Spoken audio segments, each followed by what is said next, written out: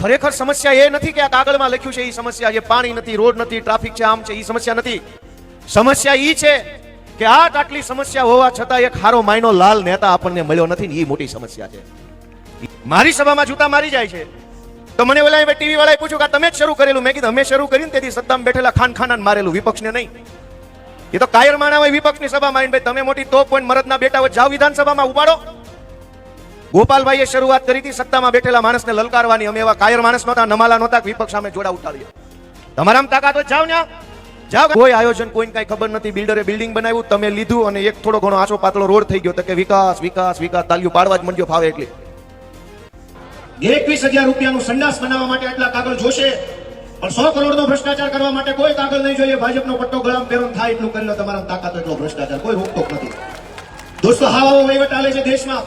હું વારંવાર કહું છું કે આમ આદમી પાર્ટીની કે ગોપાલભાઈની કે અરવિંદ કેજરીવાલની તમે જરાય ચિંતા કરો કે ન કરો, પણ તમારી પોતાની અને પોતાના બાળકોની ચિંતા જરૂર કરજો. અને જો ચિંતા નહીં કરો તો આ ભાજપની સરકારમાં આપણી પાછળ વાંડા છોકરા સિવાય કાંઈ વધવાનું નથી. દોસ્તો, કશું જ કાંઈ વધવાનું નથી, યાદ રાખજો.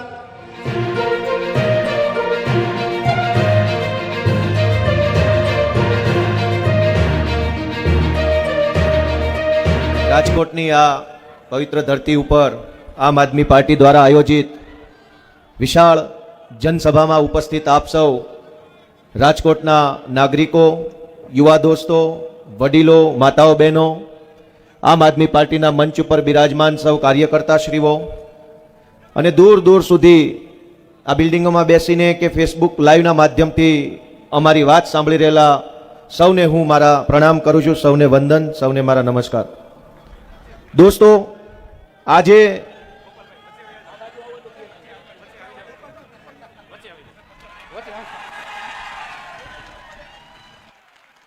ભાઈ ઉભો રહેવા દીધો હતો ત્યાં. આજે આટલી વિશાળ સંખ્યામાં આપ સૌ આવ્યા છો અને સંખ્યા કરતા પણ 1000 ગણો ઉત્સાહ તમારા બધાના ચહેરા પર દેખાય છે. મારી ઘડિયાળમાં 9:53 થઈ છે. લગભગ આ ઊંઘી જવાનો ટાઈમ છે, પણ ઊંઘવાના સમયે આટલા બધા લોકો જાગે છે અને સભામાં બેઠા છે એટલે કંઈક નવા જૂની થવાના એંધાણ કર્યા. નહીતર તો હુઈ જાય માણસ, પણ તમે જાગો છો, જાગી ગયા છો અને એટલે કંઈક સારું થશે. દોસ્તો, હું અત્યારે આ આમ આદમી પાર્ટીના મંચ ઉપરથી બોલી રહ્યો છું, પણ મુદ્દો આમ આદમી પાર્ટી કે ભાજપ કે કોંગ્રેસ નથી. મુદ્દો એ છે કે તમે સરકારને મત આપો છો, તમે સરકારને ટેક્સ આપો છો, બદલામાં સરકાર તમને શું આપે છે? એ કોઈ બી પાર્ટીની સરકાર હોય, તમે તો તમારી ફરજ બજાવો છો, મત અને ટેક્સ બંને આપવાની.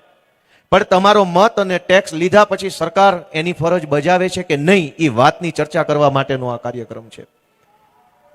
દોસ્તો, આપણે બધાએ જાણીએ છીએ કે આપણે કેવી રીતે જીવન જીવીએ છીએ, કેટલી મજૂરી કરવી પડે, કેટલા તકલીફો વેઠવી પડે, કેટલી બાંછોડો કરવી પડે છે, ભાઈ સાહેબ બાપા કરવા પડે છે, લોહી પરસેવો એક કરવો પડે છે, ત્યારે માંડ 2 પૈસા કમાય છે બધા. અને એ પરસેવાના 2 પૈસામાંથી ક્યાંક કોર્પોરેશનનો ટેક્સ, ક્યાંક રોડનો ટેક્સ, ક્યાંક પાણીનો, ક્યાંક શિક્ષણનો, ક્યાંક આ કરોડો રૂપિયાનો ટેક્સ આપણે બધા સરકારને આપીએ છીએ. અને એ આપેલા ટેક્સના બદલામાં જનતા તરીકે આપણે સરકાર પાસેથી શું આશા રાખીએ છીએ કે બહુ તો સરકાર એક અમારા છોકરા માટે સારી શાળા બનાવે, એકાદું સારું દવાખાનું બનાવે, કંઈક બીમાર પડ્યા હોય તો સારવારની વ્યવસ્થા કરે, કંઈક તકલીફ હોય તો પોલીસ સ્ટેશનમાં મારી વાત સાંભળવામાં આવે, નાની મોટી યોજનાનો લાભ લેવો હોય તો ઝડપથી મારું કામ થઈ જાય. આનાથી વિશેષ આશા ગુજરાતની જનતા કોઈ સરકાર પાસે રાખતી નથી. પણ દુર્ભાગ્ય જુઓ, સામાન્યમાં સામાન્ય આશા આપણી સરકાર પાસેથી પૂરી થતી નથી. તમે વિચારો કે રાજનીતિનું સર્જન થયું શું કામ? રાજનીતિ અને સમાજ આ બંને સિક્કાની 2 બાજુ છે. સમાજ છે તો સમાજમાંથી રાજનીતિ છે, અને રાજનીતિ એટલે છે કે સમાજની વ્યવસ્થાને સારી બનાવવી છે, સમાજને આગળ લઈ જવો છે એટલે રાજનીતિ બનાવી, અને રાજનીતિ છે તો સમાજ આગળ જશે, અને સમાજ છે તો રાજનીતિ બનશે. સમાજનું ભલું કરવા માટે રાજનીતિનું સર્જન થયું. પણ આજ દુર્ભાગ્ય જુઓ કે મારા તમારા મતથી રાજનીતિમાં કેવા માણસો ચૂંટણી જીતવા લાગ્યા છે, કેવા માણસો કેવા મંત્રી બની ગયા છે. કોક ઇજ્જતદાર માણસ હોય, કોક આબરૂદાર માણસ હોય, કોક સમાજમાંથી આવતો પીઢ માણસ હોય, જવાબદાર માણસ હોય એવો જો નેતા બને તો સમાજની વાતને સાંભળે, સમજે અને સરકાર સુધી પહોંચાડે. પણ આજ કેવા માણસો નેતા બને છે? સમાજમાં નો હાલે એવા હોય, સમાજમાંથી કાઢી મૂકેલા હોય, મલક આખાનો ઉતારમાં ઉતાર હોય, એ ભાજપમાં જઈને મોટો નેતા બની જાય છે. તમે કોની પાસે આશા રાખશો? કેવા કોને જાશો? જે ગામમાં, જે જિલ્લામાં અમે જઈએ એ ગામમાં ઓલું કાગળ લાવત, એક આખું કાગળ ભરીને અમારા કાર્યકર્તાઓ અમને પકડાઈ દે. પડ્યું છે કે ઉડી ગયું? જે હોય આ લાવો, કામ કઈ છે નહીં, લાવો એમને લાવો, દોરીને લાવો, એ બધું પછી ખોલ લાવો. આવું એક કાગળ બધા જિલ્લામાં અમને પકડાઈ દે. એમાં આખી સમસ્યા લખી હોય, કઈ કેટલી કેટલી સમસ્યા છે. આમાં લખ્યું છે કે ભાઈ નવા વિસ્તારમાં પાયાની સુવિધા નથી, રોડ રસ્તા, પાણી, ગટર વગેરે. ઇન્ડસ્ટ્રીયલ એરિયાના લીધે અહીંયા 3 રસ્તાનું ટ્રાફિક થાય છે. અગ્નિકાંડમાં આમ થઈ ગયું છે, MNPમાં દેવું વધી ગયું છે, ટ્રાફિક વધારે થાય છે, પોલીસ ઉભા રહીને સામાન્ય લોકોને આમ કરે છે. બહુ મોટો નિબંધ લખ્યો છે. જે જિલ્લામાં જાય એ જિલ્લામાં 1 કાગળ, 2 કાગળ, 5 કાગળ અમારા આગેવાનો અમને પકડાવે કે ભાઈ આટલા આટલા અહીંયા મુદ્દા છે. પણ ઓરિજિનલ મુદ્દો ક્યાંય ચર્ચામાં નથી આવતો. ખરેખર સમસ્યા એ નથી કે આ કાગળમાં લખ્યું છે એ સમસ્યા, જે પાણી નથી, રોડ નથી, ટ્રાફિક છે, આમ છે, એ સમસ્યા નથી. સમસ્યા એ છે કે આટલી સમસ્યા હોવા છતાં એક હારો માયનો લાલ નેતા આપણને મળ્યો નથી ને, એ મોટી સમસ્યા છે. એક હારો નેતા મળે, એક હારો પીઆઈ આવે ને તો વિસ્તારમાં સુખ શાંતિ થઈ જાય. આપણે દાખલા સાંભળ્યા હશે. અનેક લોકોને ખબર, હારો એસપી આવે ને તો જિલ્લામાં શાંતિ થઈ જાય. હારો પીએસઆઈ આવે ને તો કેટલાય વિસ્તારમાં લુખા શાંત પડી જાય છે. ઘણા સમય પહેલા અમરેલીમાં નિર્લિપ રાય આવ્યા હતા, આખા અમરેલીમાં પબ્લિક ખુશ થઈ ગયેલી. એક હારો એસપી આવે ને જિલ્લામાં શાંતિ થઈ જતી હોય, તો એક હારો કેબિનેટ મંત્રી આવે તો આખા રાજ્યમાં હારું નહીં થતું હોય. સમસ્યા ઈ નથી કે કાગળમાં આટલું બધું લખ્યું એ સમસ્યા છે. સમસ્યા ઈ છે કે આપણા મતથી કેવા કેવા માણસો ક્યાં ક્યાં પહોંચી ગયા, તોય હજુ આપણને ખબર નથી કે આપણે શું કરી રહ્યા છે. જે દિવસે આપણા મતથી એક સારો નેતા ચૂંટાઈ જશે, મને એવો પૂરો વિશ્વાસ ગળા સુધીનો છે કે આજે જેટલી સમસ્યા છે ને એની 50% સમસ્યા તો ખાલી હારો માણા ચૂંટાઈ જાય ને ત્યાં જ ઓછી થઈ જવાની છે. નેતા હારો નથી. અને એટલે સરકારમાં કોઈ વાતને લઈને કોઈ આયોજન જ નથી. બધા નેતાઓ ભેગા બેસે છે, મીટિંગ ઉપર મીટિંગ, મીટિંગ ઉપર મીટિંગ, મીટિંગ ઉપર મીટિંગ. કોઈને ખબર નથી કરવાનું શું છે. સમસ્યા ઈ નથી કે કોઠારિયા વિસ્તારની અંદર ટ્રાફિક છે, પાણી નથી.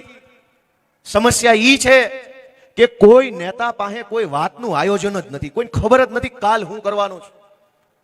એક બાજુ બેડી તરફ રાજકોટ વિસ્તાર વધી રહ્યો છે આગળ, અહીં કોઠારિયા તરફ આગળ વધી રહ્યો છે, મવડી બાજુ રાજકોટ આગળ વધી રહ્યું છે. પણ રાજકોટ આગળ કેવી રીતે વધે છે, મોટું કેવી રીતે બને છે કે 5-25 બિલ્ડરો નવા મોટા બિલ્ડિંગની સાઇટો બહાર પાડે, મકાન બનાવે. તમે તમારા લોહી પરસેવાના પૈસાથી ફ્લેટ લઈ લો એટલે થઈ ગયો વિકાસ. પણ સરકારનું આયોજન ક્યાં?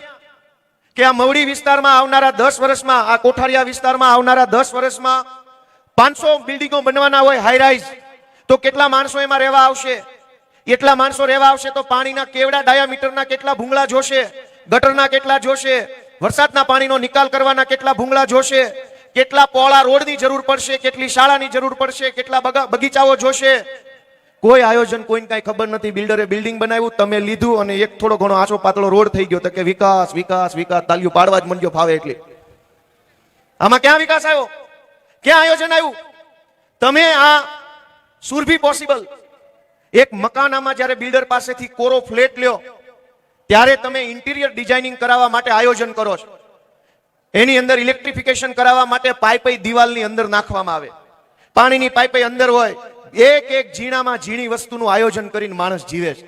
પણ તમે જે સરકારને મત આપો છો ઈ સરકાર પાસે તમારું જીવન કેમ સારું બને એનું કોઈ આયોજન નથી. શું કામ?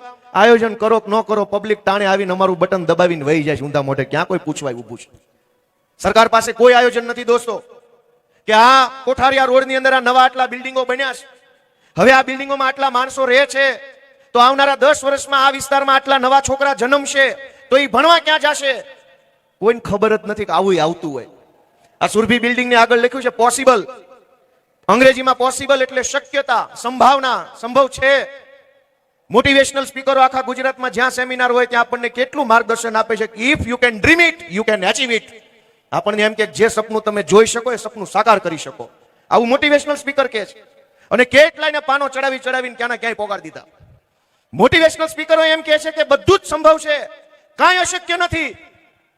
તો આ ગુજરાતની સરકાર એક સ્કૂલ નહીં બનાવી શકતી હોય? બોલો તો એમ કે બધું સંભવ છે, નાનાથી એક હારો રોડ બનતો નથી. આમાં કોનું માનવું?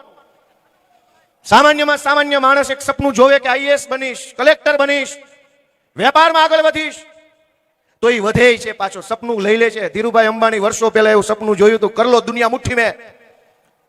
અને આજ વાસ્તવિકતા ઈ છે ને કે અવડા દુનિયા આખામાં એની કંપની ફેલાઈ ગઈ. ખાલી ધીરુભાઈ તેદી કીધું તું, ખબર નહોતી કે અવડી મોટી કંપની બનશે. દેશના તમામ સેક્ટરમાં એમની કંપની છે. આવી ગયા? આવી ગયા? નથી આવ્યા? હું તો લે મને એમ કે આવી ગયા. એ ભાઈ નો આવ્યા હોય શાંતિ તું ભર્યો, આવ્યા હોય તો આવવા દો. હા, અમારી સભામાં તો કાયમનો ગોહો છે ભાઈ, કાયમનો ગોહો આ જ વાતનો છે. અમે તો હું ખાઈ ગયા છે કે અમને રોજ આવીને દોડા મારી દઉં. હમણાં મને ઓલા એવું પૂછ્યું કે આ શરૂઆત તમે જ કરેલી. મારી સભામાં જૂતા મારી જાય છે તો મને ઓલા ટીવી વાળાએ પૂછ્યું કે તમે જ શરૂ કરેલું. મેં કીધું અમે શરૂ કરીને તેથી સત્તામાં બેઠેલા ખાનખાનાને મારેલું, વિપક્ષને નહીં. એ તો કાયર માણા હોય વિપક્ષની સભામાં આવીને, ભાઈ તમે મોટી તોપ પોઈન્ટ મરદના બેટા હોય, જાઓ વિધાનસભામાં ઉપાડો. ગોપાલભાઈએ શરૂઆત કરી હતી સત્તામાં બેઠેલા માણસને લલકારવાની. અમે એવા કાયર માણસ નહોતા, નમાલા નહોતા કે વિપક્ષ સામે જોડા ઉઠાડીએ. તમારામાં તાકાત હોય જાઓ, ન્યા જાઓ ગાંધીનગર. ગાંધીનગર ન જવાય, કાબરા કરી નાખે ને હાથ પેઢીઓ ભૂલી જાવ કોણ બાપા હતા ને કોણ દાદા હતા. ત્યારે અમારી સભામાં આવો છો અને કે ગોપાલભાઈ શરૂઆત કરેલી, તમે જ આવું કરેલું. અમે કરેલું, પણ ક્યાં કરેલું, કોની સામે કરેલું અને કયા મુદ્દે કરેલું? હવે મૂકો વાત ને ઘડીક ભાઈ, તમે ઘડીક શાંતિ રાખજો. આમાં પબ્લિક એ વાટે બેઠી છે કે ક્યાંય છે નહીં, બધા નજર કે આમાં આમ થાય છે. હલેલ ન કરતા. હું તમને એમ કહેતો કે સરકાર પાસે કોઈ જાતનું આયોજન નથી. આ પોસિબલ લખ્યું છે અહીંયા. અને આ દેશની અંદર એવી એવી વસ્તુ પોસિબલ થઈ ગઈ છે, શક્ય થઈ ગઈ છે કે જેનું કલ્પના ઓળખ તમે એક નિહાળ બનાવીએ કોઈ એમ છો, પણ નહીં બને. દોસ્તો, આખી સરકારમાં કોઈ આયોજન નથી, કોઈને ખબર જ નથી કરવાનું શું. રોજે રોજનું જીવવાનું, હાંજ પડે ત્યાં હુઈ જવાનું, નારા બોલાવી. મેં તમને કીધું એમ ગુજરાતના દરેક શહેરો મોટા બની રહ્યા છે, પણ આયોજનના નામે કાંઈ નહીં. કોઈ કાંઠ ખૂણે રોડ નથી, કોઈ હારો બગીચો નહીં. 40% જમીન કપાતમાં લઈ જાય છે આજ ભાજપના માણસો.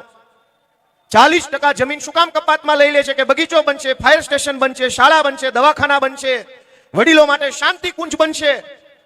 ભલું થાય અમારા વિસાવદરના ખેડૂતોનું કે એને મને ગાંધીનગર મોકલ્યો તો મેં નરી આંખે જોયું કે હાલે શું. દોસ્તો, કોઈ સરકાર નથી. આખા ગુજરાતમાં સર્કસ હાલે છે. સરકાર નામની કોઈ વસ્તુ જ નથી. કોઈ લોલમ લોલ તંત્ર છે, કોઈ કહેવા વાળું નથી, કોઈ સાંભળવા વાળું નથી. હું તમને એક દાખલો આપું કે સરકાર કેવી રીતે હાલે છે. તમે ધ્યાનથી સાંભળજો. થોડાક સમય પહેલા વિસાવદરની મારી ઓફિસે જ્યારે હું બેઠો હતો તો અમારા વિસાવદર તાલુકાના જેતલવડ ગામના કેટલાક આગેવાનો મને મળવા આવ્યા. જેતલવડ ગામે મને ખૂબ મત આપ્યા, આશીર્વાદ આપ્યા અને બહુ સપોર્ટ કર્યો મને. બધા આગેવાનો આવી એટલે મેં એને પૂછ્યું કે બોલો બાપા શું કામ છે મારા લાયક? તો બધાએ આખા ગામના આગેવાનોએ મને એમ કીધું કે અમારા ગામમાં ધારાસભ્યની ગ્રાન્ટ ફાળવો. મેં કીધું બોલો ઓકે, શું કરવું? એમણે મને એમ કીધું કે અમારા ગામની અંદર સરકારી ગ્રાન્ટેડ શાળા છે. ગ્રાન્ટેડ શાળા એટલે એનો વહીવટ ટ્રસ્ટ કરે, પૈસા સરકારના હોય, મેનેજમેન્ટ ટ્રસ્ટનું, પૈસા સરકારના. મેં કીધું કાંઈ વાંધો નહીં, શું કરવાનું છે? એમણે એમ કીધું કે અમારા ગામની ગ્રાન્ટેડ શાળામાં ટોયલેટ બનાવવું છે. નવું જૂનું છે, એમાં કઈ દમ નથી. હવે એક નવું ટોયલેટ બનાવો તો દીકરીઓની વ્યવસ્થા હચવાઈ જાય, તો એક ટોયલેટ બનાવવાની ગ્રાન્ટ આપો. મેં કીધું કેટલા રૂપિયા? એને કીધું 21,000 રૂપિયા. મેં કીધું ઓકે. હવે તમે જુઓ કે કેવી રીતે સરકાર કામ કરે છે. હું તમને વાંચી સંભળાવું. મેં 21,000 રૂપિયા જેતલવડ ગામની ફલાણી ગ્રાન્ટેડ શાળામાં ટોયલેટ બનાવવા માટે ધારાસભ્યની ગ્રાન્ટ ફાળવતો પત્ર મેં લખ્યો 10મા મહિનાની 3જી તારીખે જિલ્લા અધિકારીને કે ભાઈ પ્રતિ જિલ્લા અધિકારી શ્રી જેતલવડ ગામની ફલાણી શાળામાં ટોયલેટ બનાવવા માટે 21,000 રૂપિયા ધારાસભ્યની ગ્રાન્ટમાંથી ફાળવવા. ઈ પત્ર ત્યાં ગયો. 15, 20, 25 દિવસ પડ્યો રહ્યો. પછી જિલ્લા અધિકારીએ એક નવો પત્ર લખ્યો પ્રતિ શિક્ષણ અધિકારી કે આ જેતલવડ ગામની ફલાણી શાળા છે એ સરકારી શાળા છે કે કેમ, એની ખરાઈ કરીને દિન 10માં અમને અહેવાલ આપો. સાંભળજો વાત. હવે 10મા મહિનાની 3જી તારીખે મેં ગ્રાન્ટ લખી, ઓલા શિક્ષણ અધિકારીને લખ્યું, શિક્ષણ અધિકારીએ જવાબ ન આપ્યો. 20 દી બીજા ગયા. આના જિલ્લા અધિકારી પાસે મેં ઉઘરાણી કરી, ઓલી 21,000ની ગ્રાન્ટનું શું થયું, મંજૂર થઈ કે નહીં? એટલે એને કીધું કે ના, જિલ્લા શિક્ષણ અધિકારીનો અહેવાલ આવે પછી મંજૂર થશે. મેં કીધું અહેવાલ તો કે પત્ર લખ્યો છે, જવાબ નથી આવ્યો. એટલે રિમાઇન્ડર પત્ર લખ્યો કે ધારાસભ્યએ 21,000ની ગ્રાન્ટ ફાળવી છે, એ શાળા સરકારી છે કે કેમ, એનો અહેવાલ વળી પાછો દિન 15માં આપવો. ત્રીજા રિમાઇન્ડરે સરકારી પ્રાથમિક શિક્ષણ અધિકારી અહેવાલ આપ્યો કે હા, એ ગોપાલભાઈ કહે છે એ સરકારી શાળા જ છે. ઈ પછી જિલ્લા અધિકારીએ શાળાને પત્ર લખ્યો. ક્યારે લખ્યો? કઈ તારીખે? 8/1/2026 ફરીથી પત્ર લખ્યો. ઈ શાળાનું નામ લખ્યું પ્રતિ પ્રમુખ શ્રી ફલાણી શાળા. ધારાસભ્યએ તમારી શાળાને 21,000 રૂપિયાની ટોયલેટ ફાળવવાની ગ્રાન્ટ ફાળવી છે. એ મંજૂર કરતા પહેલા અમારે આટલા કાગળ જોશે, આટલા કાગળ આપો એટલે તમારી ગ્રાન્ટ મંજૂર થઈ જાય. હવે આટલા કાગળ હું વાંચીને સંભળાવું છું. એક કે તમારી સંસ્થા ટ્રસ્ટના રજીસ્ટ્રેશનના દાખલાની પ્રમાણિત નકલ આપો. તમારી સંસ્થા ટ્રસ્ટના બંધારણની નકલ આપો. તમારું ટ્રસ્ટ જે સામાજિક પ્રવૃત્તિ માટે કામ કરતું હોય અને બંધારણમાં જે જગ્યાએ લખ્યું હોય એની નકલ આપો. આ ટ્રસ્ટની માલિકી કોની છે એના આધાર પુરાવા આપો. ગામ નમૂનો નંબર 2 આપો. ગામ નમૂનો નંબર 7/12. ગામ નમૂનો 8A આપો. ગામ નમૂના નંબર 6 ની આઝાદીથી લઈને આજ દી સુધીની ઉત્તરોત્તરની પ્રમાણિત નકલ આપો. સિટી સર્વેના પ્રોપર્ટી કાર્ડની પ્રમાણિત નકલ, નગરપાલિકાના મિલકત રજીસ્ટર, સિટી સર્વેનો દાખલો, આ મકાનના બાંધકામની જે વર્ષોમાં બાંધ્યું ત્યારની મંજૂરીનો હુકમ, છેલ્લા 3 વર્ષનો ઓડિટનો અહેવાલ આપો. આ ટ્રસ્ટ સંસ્થા સરકારી ગ્રાન્ટ પહેલા ક્યાંય મળી હોય તો એની વિગત. આ ટ્રસ્ટ સંસ્થાએ છેલ્લા 3 વર્ષમાં નફો કર્યા વગર જે કાંઈ સમાજ સેવા કરી હોય એ તમામ સમાજ સેવાની વિગત અમને આપી.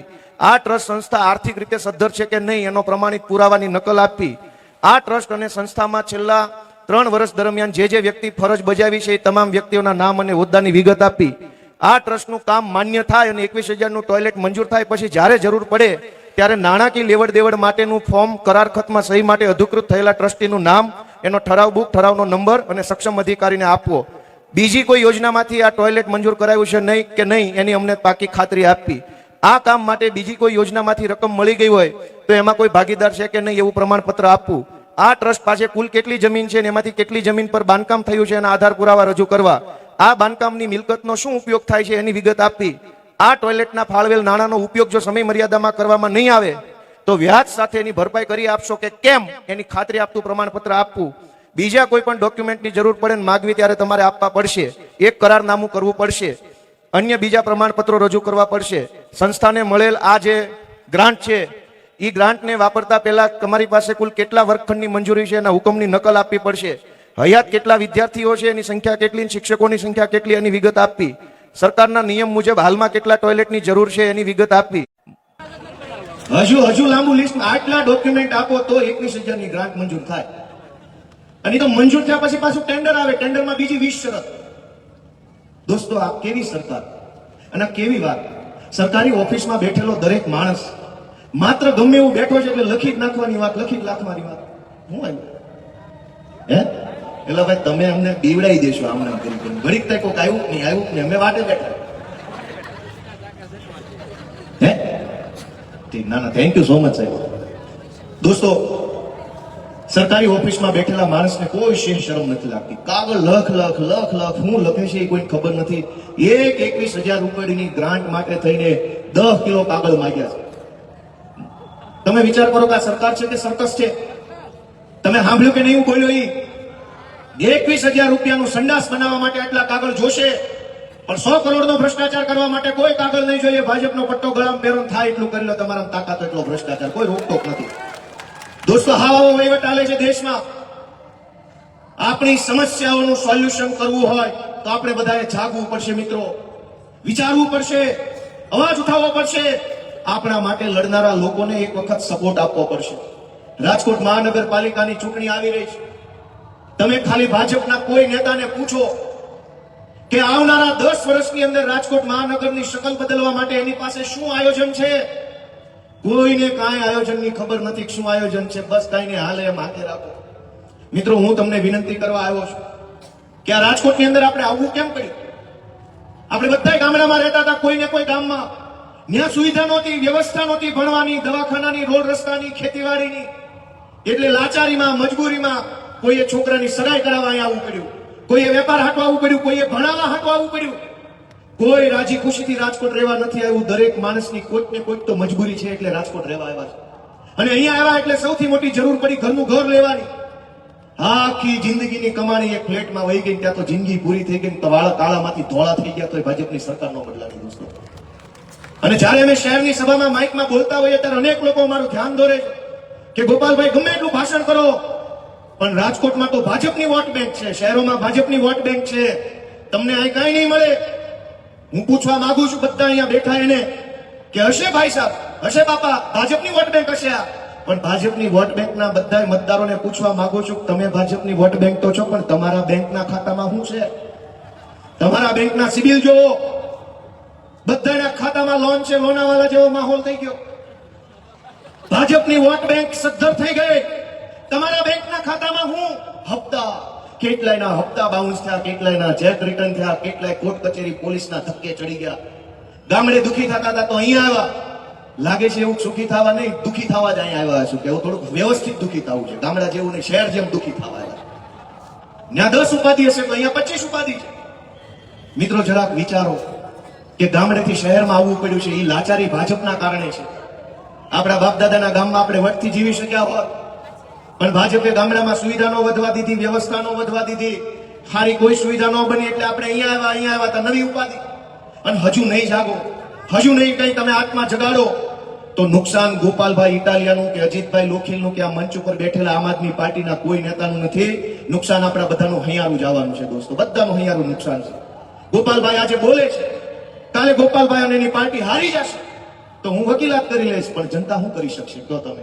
આજ લડવા વાળા કેટલાક નેતાઓ છે, રાજુભાઈ કરપડા, ઈશુદાનભાઈ ગઢવી, પ્રવીણભાઈ રામ, અમારા બ્રિજરાજભાઈ, આ લોકો લડે છે, બોલે છે, તો અમારી ઉપર ખોટી એફઆઈઆર કરીને અમને જેલમાં પૂરી દે છે. અને છતાંય અમે લડીએ છીએ. શું કામ? અમને આશા છે, ભરોસો છે કે એક વખત અમારા હજારો માવતરોનો આશીર્વાદ જેથી અમને મળી જાય ને તેથી ગમે એવા તોપ પછી એને પહોંચી વળશું. અમે તમારા આશીર્વાદની આશા રાખીને બેઠા છે. મિત્રો જરાક પોતાનો આત્મા બધા જગાડો, પોતાના બાળ બચ્ચાની નજર સામે જુઓ. અમારી ચિંતા આમ આદમી પાર્ટીની કે ગોપાલભાઈની ન કરો, પણ કમસે કમ આપણા પરિવારની, આપણા બાળકોની ચિંતા કરો. આજ છેલ્લી વાત કે સરકારને કરોડો રૂપિયા ટેક્સ આપીએ છીએ, જાય છે ક્યાં? હમણાં ગુજરાતની વિધાનસભાનું બજેટ સત્ર આવે છે, એનો હું અભ્યાસ કરતો હતો. મારા ધ્યાનમાં એક સરસ બાબત આવી. ગુજરાતની સરકારનું આખા વર્ષનું બજેટ 3 લાખ કરોડ રૂપિયા જેટલું અંદાજિત છે. ધ્યાનથી સાંભળજો આ વાત. આખા ગુજરાતની સરકારનો એક વર્ષનો ખર્ચ 3 લાખ કરોડ રૂપિયા છે. એમાંથી સૌથી વધુ હાઈએસ્ટ, ઊંચામાં ઊંચો ખર્ચ 45% ખર્ચો સરકારી પગાર આપવા પાછળ થયેલો દોસ્તો. 45% રૂપિયા પગારમાં જાય છે. 1 કરોડ ને કંઈક 30 લાખ રૂપિયા જેટલા પૈસા આખા વર્ષમાં સરકારી માણસોને પગારમાં જાય છે. ખાલી 4% રૂપિયા ખેતી પાછળ, 5% રૂપિયા શિક્ષણ પાછળ, 6% રૂપિયા આરોગ્ય પાછળ, 8% રૂપિયા રોડ રસ્તા પાછળ, 45% રૂપિયા સરકારી માણસોના પગાર અને પેન્શન પાછળ જાય છે. દોસ્તો તમારા ટેક્સના પૈસા છે, તમારી કાળી મજૂરીના પૈસા છે. પાય ભરો છો તમે જીએસટી ના નામે, ઇન્કમ ટેક્સના નામે, મ્યુનિસિપલ ટેક્સના નામે, ટોલ ટેક્સના નામે, રોડ ટેક્સના નામે, અને બધા જ પૈસા પગારમાં જાય છે. અને પગાર લેનારા મારા જેવા કે બીજા સરકારી માણસો તમને શું કામ કરી દેશે? 1,30,000 કરોડ રૂપિયાનો એક વર્ષનો પગાર વિચાર તો કરો. આપણે આપણી સોસાયટીના ગેટ ઉપર 5,000 રૂપિયા આપીને સિક્યુરિટી ગાર્ડ રાખ્યો હોય તો પૂરું કામ લઈ લઈએ છીએ એની પાસેથી. જેટલી વખત ગાડી આવે જાય તો ગેટ ખોલ બંધ કરવો પડે છે. અને 1,30,000 કરોડ રૂપિયાના પૈસાનો પગાર બધાએ લીધા પછી તમને મને શું આપે છે? તો કે ધક્કો. કાલ આવજો, પમદી આવજો, પછી આવજો. જરાક દોસ્તો તમારા પોતાના માટે વિચારો. હું વારંવાર કહું છું કે આમ આદમી પાર્ટીની કે ગોપાલભાઈની કે અરવિંદ કેજરીવાલની તમે જરાય ચિંતા કરો કે ન કરો, પણ તમારી પોતાની અને પોતાના બાળકોની ચિંતા જરૂર કરજો. અને જો ચિંતા નહીં કરો તો આ ભાજપની સરકારમાં આપણી પાછળ વાંડા છોકરા સિવાય કાંઈ વધવાનું નથી દોસ્તો. કશું જ કાંઈ વધવાનું નથી, યાદ રાખજો. અને એટલે હું પૂરી આશા સાથે, ભરોસા સાથે, વિશ્વાસ સાથે તમને વિનંતી કરું છું કે આવનારી કોર્પોરેશનની ચૂંટણીમાં ભૂલ નહીં કરતા. અમારા ઉમેદવાર કદાચ બહુ નામચીન માણસ નહીં હોય, બહુ ફેમસ વ્યક્તિ નહીં હોય, સામાન્ય માણસ હશે, સામાન્ય ઘરનો વ્યક્તિ હશે, તમે બધા જોઈએ નહીં ઓળખતા હોય એવો હોય, નામ ન સાંભળ્યું હોય એવો હોય, પણ કટ્ટર દેશ પ્રેમી અને સમાજનો માણસ હશે એવી પૂરી ખાતરી હું મંચ ઉપરથી આપતો જાઉં. દોસ્તો નામચીન માણસોની સરકારો જોઈ લીધી, ક્યારેક સામાન્ય માણસને તમારા આશીર્વાદ આપીને જુઓ. અમારી પાસે ઘણું કરવાની ધગશ છે, દાનત છે, ઈચ્છા છે, પણ તમારા આશીર્વાદ ઘટે છે. તમે આશીર્વાદ આપશો તો અમે ઘણું કરી શકીશું. આટલી વાત સાથે આપ સૌએ ખૂબ મોડે સુધી મારી વાત શાંતિથી સાંભળી એ બદલ હું આપ સૌનો ખૂબ ખૂબ આભાર વ્યક્ત કરું છું. ભારત